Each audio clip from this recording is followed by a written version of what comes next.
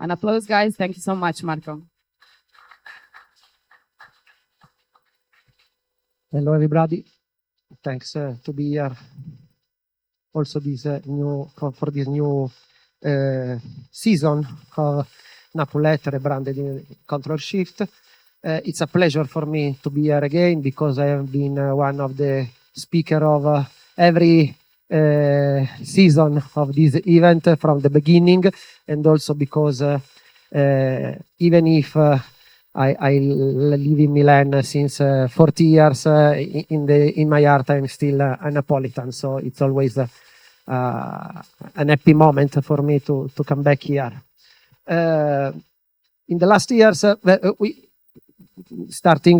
change a little bit the focus, and we will speak about Web3 and crypto asset because I work on this since a lot of years. Last year, I spoke about a topic called "Do the lawmakers ever catch the crypto guys?"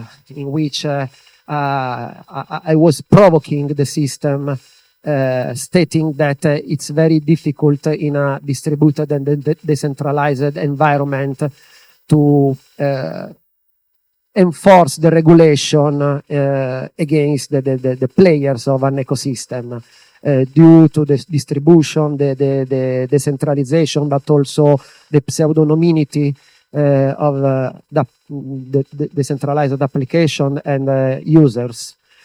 This year, I would like to go deeper, a little bit deeper on a vertical, because in the last 12 years, there has been a phenomenon, prediction market, collecting the attention of the users, but also of the media, and bringing a new market, something like 30 billion of dollars in 1 year, around betting, forecasting, gambling, and this kind of product. At the point that it became also a priority for some government. For example, in the US jurisdiction, the White House is working with the local agency and is struggling in a battle with stattal entities against the central entity, the federation. First of all, but sorry, yeah, but let's see if it works. Does not? Okay, now it's working. First of all, just a few bit about me. Unfortunately, I'm a lawyer. It's a little bit sadistic to start this conference with 2 lawyers, but I hope you will pay attention. I am a partner of Giuseppe, who spoke before me. We founded before a legal tech company, LT42, and then a law firm, a new technology law firm. But I came from criminal laws.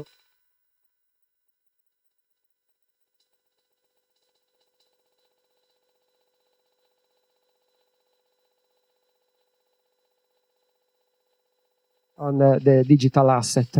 I have been, as I told you, speaker also in the first edition of the event of the Ethereum community in Italy, and sometimes I annoy also law enforcement agency and students at the economic school of the Guardia di Finanza at the University of Milan.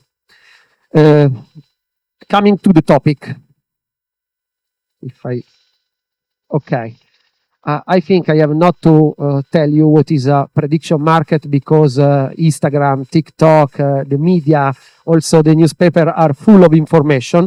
But the interesting thing is to understand very well what is, because sometimes a lot of people, a lot of buzz about this phenomenon, but it's important to understand that is something brand new, comparing with the previous platform where you can buy derivatives or trade events.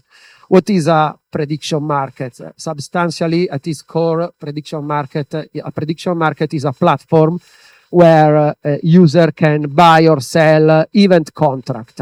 And this contract, the payoff depends on the outcome of a future event. So you can decide if, for example, the price of an asset like Bitcoin will be more than an amount in a certain time frame. Or you can try to forecast if Spain will win this year the FIFA World Cup. The interesting thing is that all the management of this betting or trading of information and contract is based on smart contract. So the interesting thing, moreover, specifically for me and other lawyer, is the fact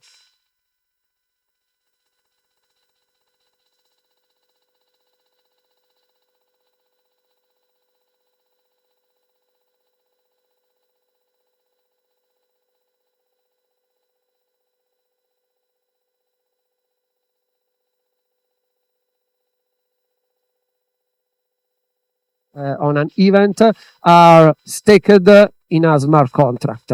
There is an oracle, so a gateway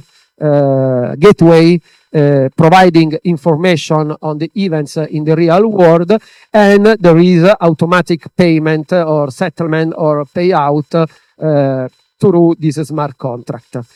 So the contract works substantially as a escrow, and also other smart contracts run the book on chain. At the end, at the resolution, the oracle pushes the information and the contract pay out automatically. What happen when we stake an amount and do a bet? You pay a little percentage as the probability that the event will go in that direction. For example, if we think about does Donald Trump win the midterm election in the next autumn, there is the possibility to say yes or not, and you pay small cents of dollar on the basis of the percentage. So if, for example, the yes is 64 cents, is because the ecosystem, the users, the participant to this bet think at the 64% that Donald Trump will win the midterm election. At the end, winning user will receive $1, and losers will lose everything. Sorry, again.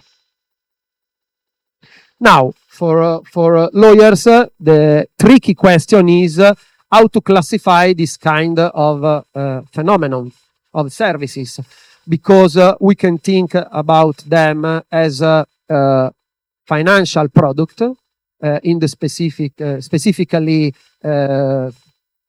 derivatives. So binary option, it could be yes or not. Or we can think about them as betting, specifically in the case of non-financial events. For example, sport events, weather, election, and any other kind of events. These two classifications bring to different consequences on the legal basis.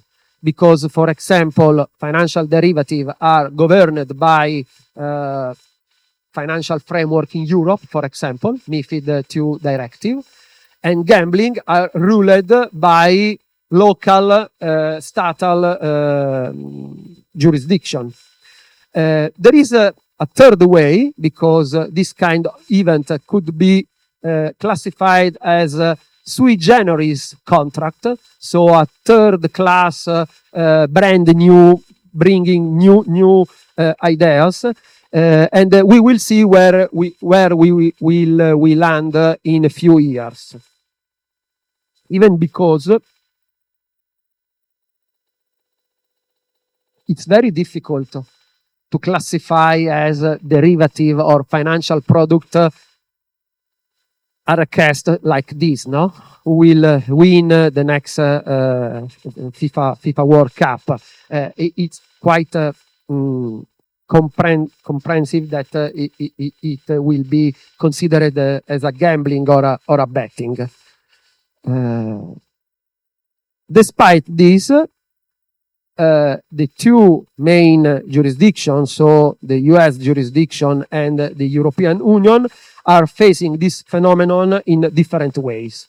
On one hand, US did a U-turn in the last 2 years, starting from a very closed and restrictive position, in which, for example, Polymarket was banned in 2024, and Kalshi, the second more centralized prediction market in US, faced a trial and lost in the first grade the trial against the government.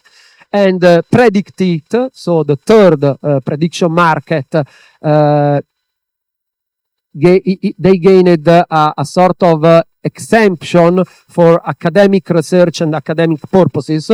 So they have the license to, in order to allow user to bet on the result of the political votes in US, but also Predictit was attacked and pushed to interrupt the services. Starting from the Trump administration, so after 2025, the government, the US government, did a U-turn and started to dismiss the trial and the action against this platform, and issued a regulation under the financial authority, so CTFC. As derivative markets. Meanwhile, the single state, some single US state, tried to enforce the regulation, the previous regulation against the provider. So we can see that in New Jersey, in Nevada, in Massachusetts, in Arizona, all the statal, the local jurisdiction tried to ban this kind of service or try to sanction the providers for unlawful betting. Moreover, in the last weeks, also the US Senate prohibited to the senators and to their staff to play and to use a prediction market. Why? Substantially for the risk of insider trading. Probably you heard about the fact that there is a lot of space for insider trading of this kind of market. We had some US soldier betting on some US operation because they knew the information, the relevant information. But also, most recently, we had Google employees catch to bet on some information related to the numbers, to the report of the search engine, because he had the information from the inside of the company, and he used this information to perform insider trading.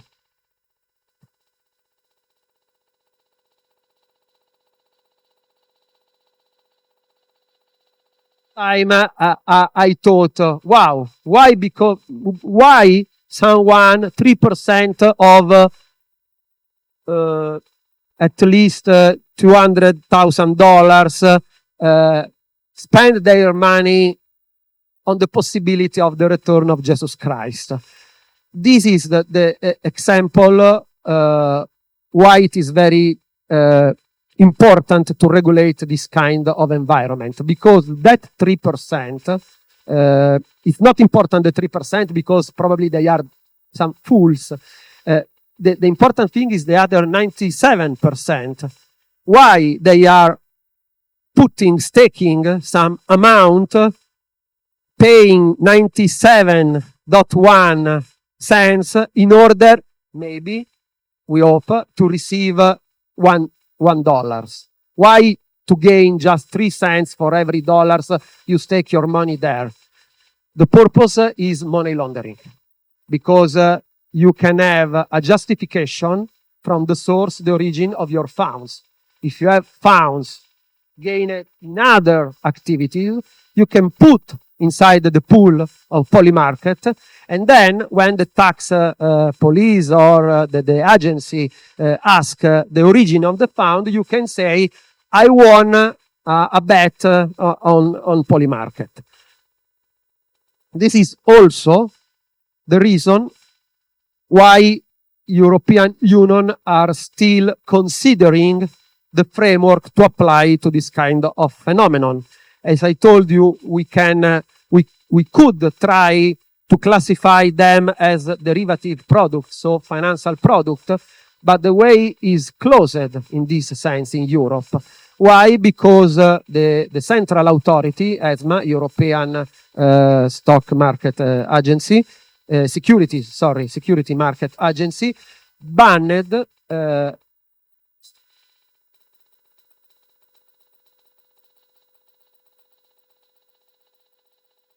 with the red button and the green button. You can choose to bet on one result, and the European Union thinks that it is too risky for retail investor. So if a prediction market platform want to arrive in Europe, should obtain a financial license, and they could only offer this kind of services to professional investors and not retail, so not the common user. Then we can think about the crypto asset regulation. Why? Because most of these platforms use stable coins and smart contracts to provide the service. And so if you receive stable coin from the user, you are for sure a CASP, a crypto asset service provider, and you have to provide, for example, AML, so identification, know your customer of the user, and you have to transmit, pursuant to transfer fund regulation, the information to the authority. The third pillar, the third option, the third possibility is to consider, to classify this kind of services as gambling services or betting services, and things became even worse, because in Europe we don't have, like in US, union law about gambling, but you have to obtain a gambling license in each state of Europe, as a gambling provider already do. So it's very quite difficult to classify this phenomenon in Europe. Now standing this, user want to use this kind of platform, for example, during the FIFA World. In Italy and Europe, there has been a lot of enforcement. For example, we can see that Portugal shut down Polymarket, Netherlands sanctioned them for 420,000 euros for week, unless they will geo-block the Dutch users. But also Italy, for example, but also Hungary, Romania, and Ukraine, site blocking the services through a ISP level, so with a blacklist. Maybe we can just add that also for the user, not only for the provider, is a problem, because a user betting on a unlicensed betting platform could be sanctioned criminally, because pursuant to Article 4 of a very old law since 89, playing or using unlicensed betting platform is a crime also for the user.